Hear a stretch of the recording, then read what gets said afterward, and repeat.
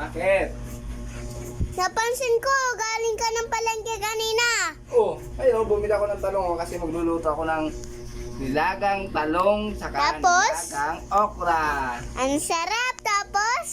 Ano pa? Magprito din ako ng tilapia mamaya, pero mamaya na. Pero hindi ako tigasin, nagluluto talaga kasi matipag. Tigasin ka naman eh. Si mama nga dapat magluluto niyan eh. Ito yung pinakamasarap na pagkain kasi lalagain lang, wala sang mantika. Tapos, okra lalagain lang din. Wala siyang mantika, o di ba masarap maganda sa katawan, tapos sasaw-saw lang sa suka na may asin. Ay, oo, masarap. Diba? Pero hindi ako tigasin na sinasabi mo, niloloko mga tako eh. Tigasin ka, dapat nga si mama magluluto niyan eh. Bakit? Eh, may ginagawa si mama eh, hindi ako muna. Pero ang mabilis ng luluto, siyempre yung gagawin ko. Ano? Gagawin ko lang, magluto lang ng talong, saka okra, pero lalagayin ng para. Habang magluluto, ganito ang gagawin ko, tinuha. Yan, bubuhayin ko yung kalan. Nakita mo? Yan, bubuhayin ko na yung kalan, di ba?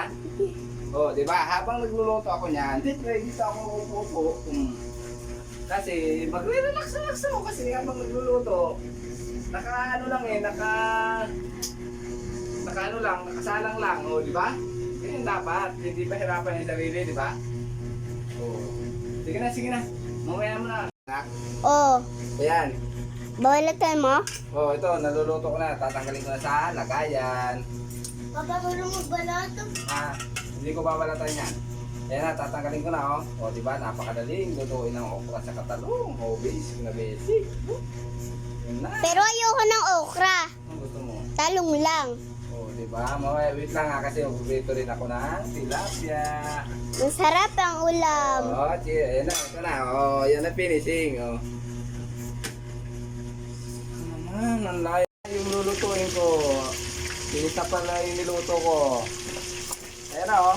Kung magaling ka na magluto Diba? niyan. Oo, siyempre. Magaling ka magluto. Ayan, tilapia nga lang. Kaya prito lang.